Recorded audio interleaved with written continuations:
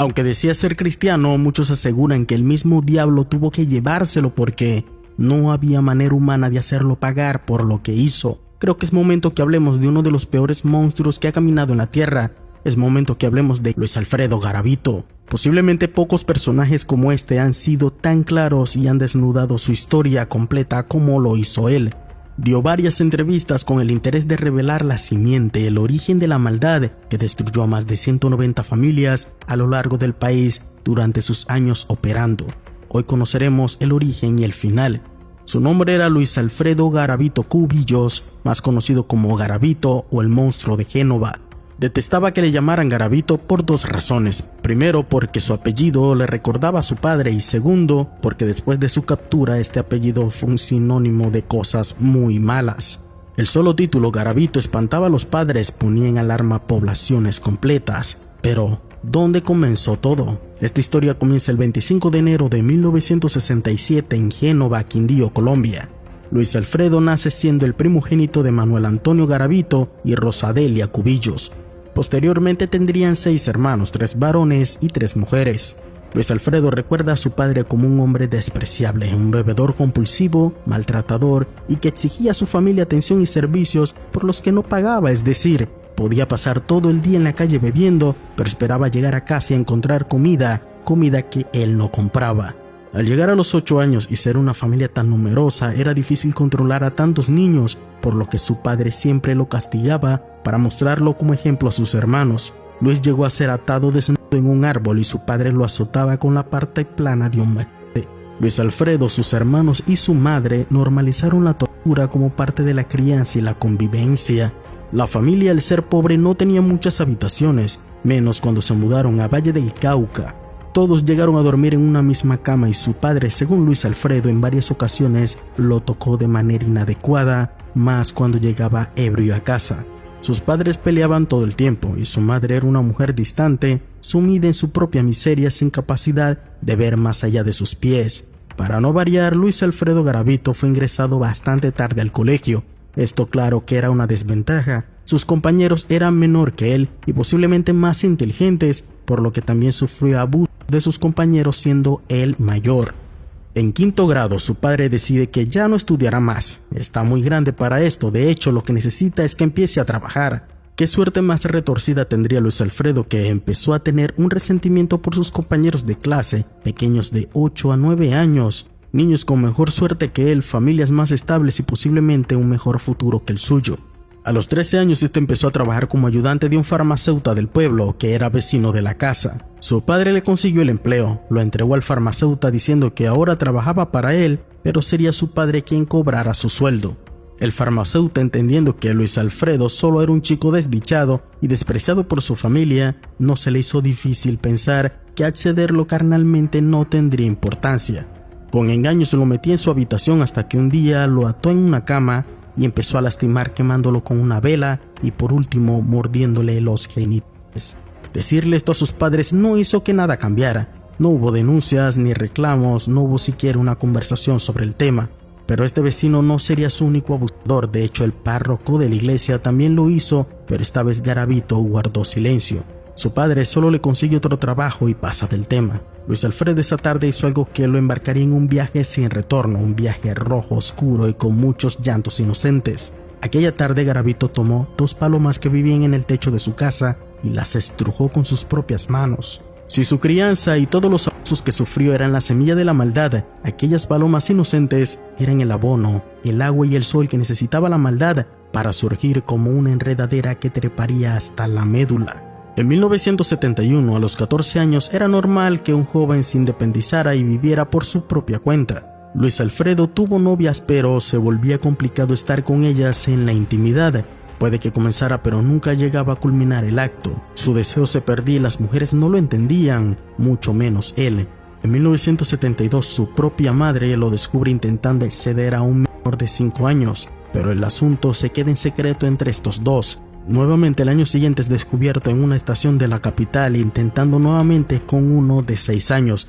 El pequeño gritó y las personas y las autoridades se hicieron presentes. Luis Alfredo fue arrestado, pero puesto en libertad poco tiempo después. Su padre, a pesar de saber por todo lo que lo hizo pasar en la infancia, ni siquiera le cuestionó la aberración de su hijo. Este solo dijo que no compartiría su casa con un homosexual y lo echó sin posibilidades de volver. Viviendo solo, tuvo un encuentro infortuito con un vecino que ya había escuchado sobre su arresto y otros problemas. El vecino, que se mostraba amigable, lo invitó y hablaron, y terminó enseñándole videos, pero videos héteros, diciéndole que lo intentara con este material, pero pronto ambos terminaron peleando y Luis Alfredo lo golpeó para luego abusar de él. Sabiendo que podría cobrarse venganza, Luis Alfredo huye, y esta es la etapa de su vida en que intenta fingir que no está totalmente destrozado tanto moral como mentalmente. Garavito trabaja en una caja de compensación, trabaja en una tienda de cadena, hace cursos de marketing, pero en todos los trabajos tenía problemas con sus compañeros y jefes. Intentaba siempre demostrar cierta superioridad intelectual, pero a la hora de los hechos solo sabía mentir. Llegaba borracho al trabajo y refunfuñaba cuando algo no salía como esperaba. Garavito a sus 20 años seguía persiguiendo la idea de formar un hogar con una mujer, aún sabiendo que posiblemente por sus traumas eran los niños lo que le despertaban el apetito. En este periodo de tiempo conoce a Luz María Ocampo Orozco, una profesora y madre soltera. Garavito pretendía con ella ser un novio cariñoso, pero cuando estaba sobrio, porque cuando probaba alcohol se convertía en la viva imagen de su propio padre, violento y maltratador, mientras lloraba jurando algún día él mismo matar a su padre.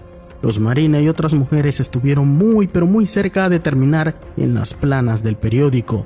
Garavito no podría mantener mucho más tiempo esta máscara que sostenía ante la sociedad. Aquella semilla hoy era una maleza gigante, asfixiante y tóxica. Todas las novias de Garavito tenían algo en común: madres solteras. A Garavito le encantaba comportarse como un padre. Posteriormente, estas mujeres testificaban que Luis Alfredo tenía problemas en la alcoba. Nunca llegaba a completar el acto y se molestaba mucho, pero pronto la sed maquiavélica empezaría a cobrar sus primeras víctimas como serial. Garavito desaparece de la vista de sus conocidos. Nadie sabía dónde vivía, en qué trabajaba ni a qué se dedicaba. En este periodo de tiempo, Luis Alfredo salía por las calles y perseguía a menores. Los atrapaba, vendaba los ojos y, si era posible, desvestía. Ya se imaginarán lo que les hacía, pero a estos pequeños los dejaba libre y huía permaneciendo oculto. Al llegar a casa sentía arrepentimiento, leía la Biblia a todo volumen, rezaba y pedía perdón.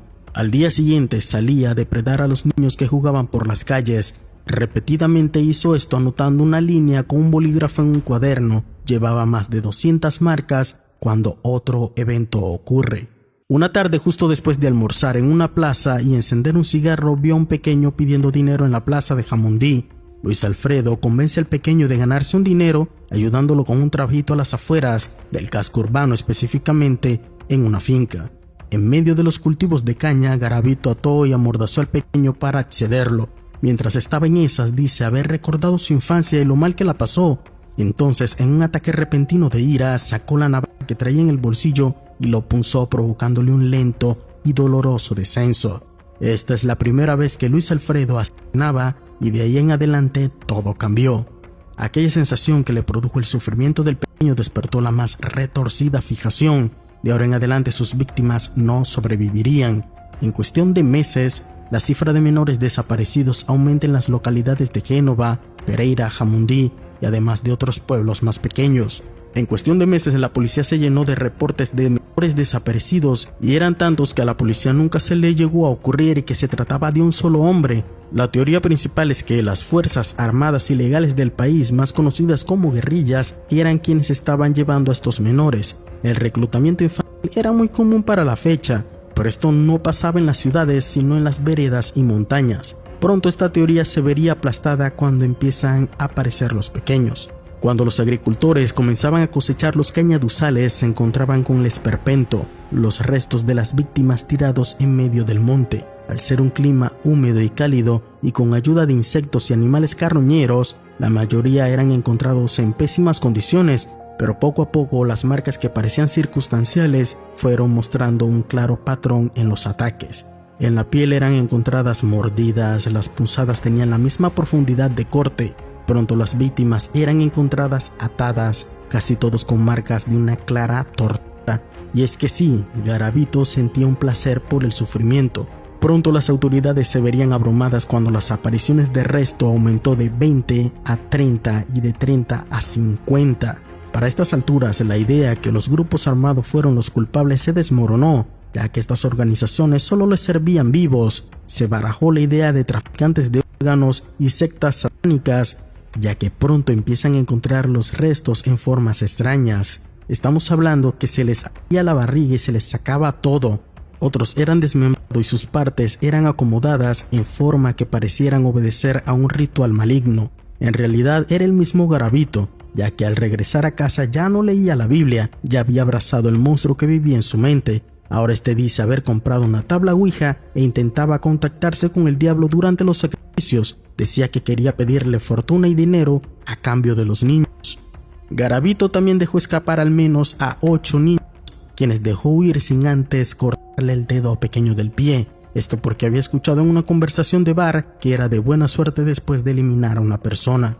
Ahora la policía tenía en las manos un problema gigantesco. De hecho, la cifra de menores encontrados ya había subido a 90 víctimas y la policía no tenía siquiera un perfil. No fue hasta que en Pereira, cerca de un caño, hallaron 13 menores, todos en el mismo lugar y cada uno llevaba 1 o 2 días de haber sido puesto allí. Ese fue el momento en que las autoridades se les borró toda duda de que se trataba de un solo sujeto. Un solo hombre había hecho todo. La meta ahora era descubrir quién era. Tras esto, algunas cosas empezaron a ser otra constante en los sitios de los descubrimientos: cigarros y una bebida particular, brandy aperitivo de la corte. Una bebida barata pero bastante específica para no ser aguardiente y cerveza. Entonces, tenían a alguien que bebía y fumaba mientras cometía sus oscuros actos. Ciertamente las autoridades daban muchas vueltas hasta que un agente de la fiscalía se obsesionó con el caso. Este sería Aldemar Durán. Aldemar comprendía que se trataba de un asesino serial, un tipo de criminal poco visto y poco estudiado en Colombia, así que solicita ayuda al FBI, que le proveen de estudios y herramientas de un fenómeno que allá sí tenía seguimientos y estudios. Gracias a lo aprendido se pudo deducir que el culpable era un hombre solitario, ya que era imposible dedicar tiempo a esto y al mismo tiempo sostener una familia. Debe tener antecedentes de violencia con menores y tenía tendencias homosexuales. Una vez el país está al tanto que hay un hombre en los pueblos que depreda, la población queda espantada al escuchar la cifra principal: 100 niños. Aldemar se toma el trabajo de ver el expediente de delincuentes y agresores sexuales de Colombia, un archivo con más de 5,000 sospechosos. Entre todos ellos estaba Garavito, pero aún faltaban más detalles para dar con él. Lo primero que hizo fue filtrar el archivo. Agresores que solo atacaran a niños varones. La lista se redujo a 1,600 sospechosos, lo cual seguía siendo bastante, pero el mismo Luis Alfredo cometería un error. Un día en que llevó a una de sus incautas víctimas a los cañaduzales, una vez cometida su fechoría, este se bebió 2 botellas de brandy, se acostó al lado del inerte y encendió un cigarrillo. Pero las 2 botellas fueron demasiado. Garavito se quedó dormido y el cigarro cayó de su boca y terminó prendiendo fuego a la maleza a su alrededor. Cuando Garavito despertó, se encontraba ya rodeado por las llamas. Este salió corriendo del cañaduzal y las llamas le alcanzaron a quemar buena parte del brazo izquierdo. Garavito caminó hasta Pereira durante 6 horas hasta encontrar una farmacia donde se trató las quemaduras. Acto seguido se sacó una fotografía sonriendo para la posteridad, creyendo que este sería su encuentro más cercano a ser descubierto. Sin embargo, dejó atrás 2 pistas que serían cruciales para dar con él. Cuando las autoridades fueron avisadas de un pequeño incendio en un cañaduzal, sabían que esto tarde o temprano pasaría. El culpable de los crímenes fumaba y bebía, así que esto ya se lo veían venir. En el lugar, además del niño encontrado, fueron encontradas 2 botellas de brandy y un par de zapatos y unos lentes. Las autoridades se aferraron y exprimieron estas pruebas todo lo que pudieron, porque la población estaba espantada y los padres incluso se negaban a enviar a sus hijos al colegio. La cifra había superado los 110. De los zapatos se pudo identificar la altura del sujeto, que podría oscilar entre los 1,63 m y 1,70 m de altura. El tacón del zapato derecho también mostraba un desgaste superior al zapato izquierdo. Esto también demostraba que el sujeto sufría de una leve o pronunciada cojera. Los lentes revelaban un desgaste natural y gradual de la vista, lentes muy recetados a personas entre los 40 y 50 años de edad. Aldemar usa todos estos datos y filtra nuevamente el archivo de los 1,600, ahora solo quedan 90, y 25 de estos, 90, fueron vinculados a lugares donde ya se habían encontrado víctimas, entre ellos Alfredo Garavito, quien tenía un prontuario por intento de violación y también fue sospechoso en la violación y muerte de un menor de 8 años, caso donde la víctima incluso decapitaron, pero por falta de pruebas Garavito fue liberado. Aldemar no olvidó ese rostro, pero antes de que decidiera perseguirlo, la fiscalía decía tener por fin al culpable, un sujeto llamado Pedro Pablo Ramírez García. Este tenía un prontuario de agresión intrafamiliar y haber agredido sexualmente a una niña en 1970. Ramírez cojeaba de la pierna derecha y vendía miel en botellas de ron similares a las encontradas en las escenas del crimen.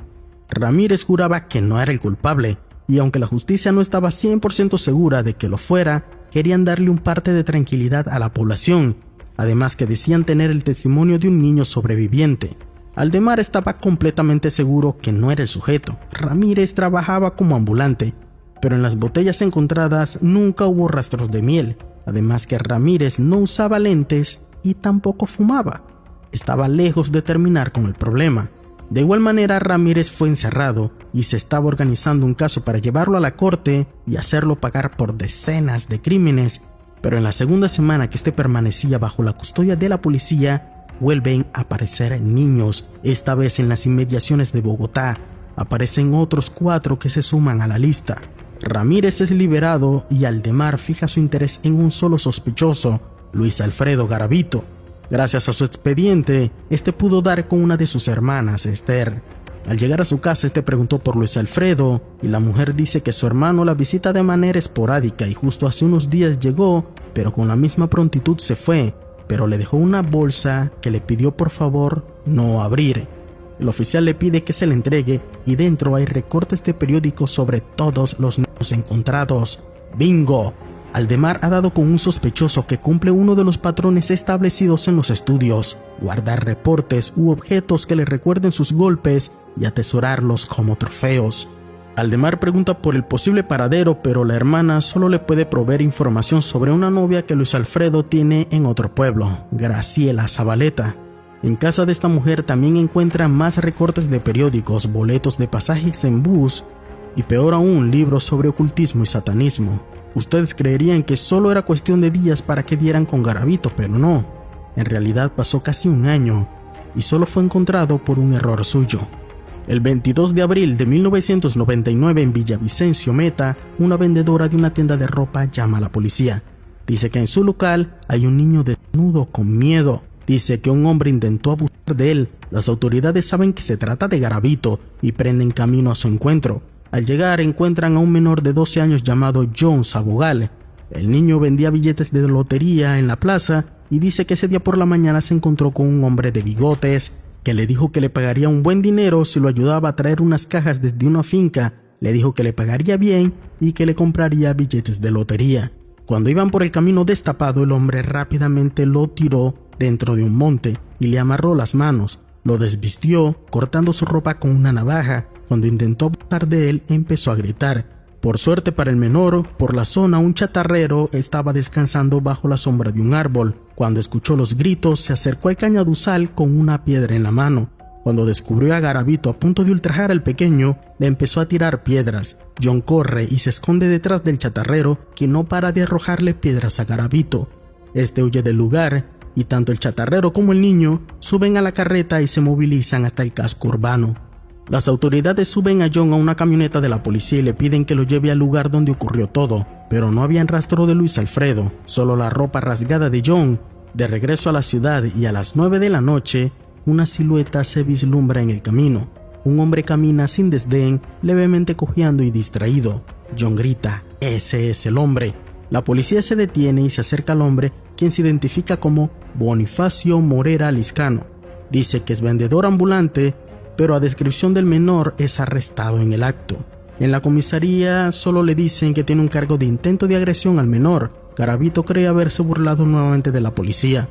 Lo detuvieron 5 meses en los que la policía lo seguía llamando Bonifacio, pero en septiembre de ese mismo año, justo unos días antes de ponerlo en libertad, la fiscal octava de Armenia le presenta un folio con todos los 118 casos de niños asesinados, diciendo que este era el expediente de Luis Alfredo Garavito. Luis Alfredo, en su papel de Bonifacio, dice que no entiende a qué se refiere, pero es entonces que entra Aldemar y le explica que ya lo saben.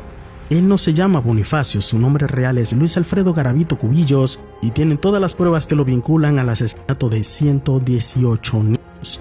Luis Alfredo pide permiso para arrodillarse a orar. Acto seguido, se levanta llorando y diciendo: «Señores, yo les quiero pedir perdón por todo lo que yo hice y voy a confesar.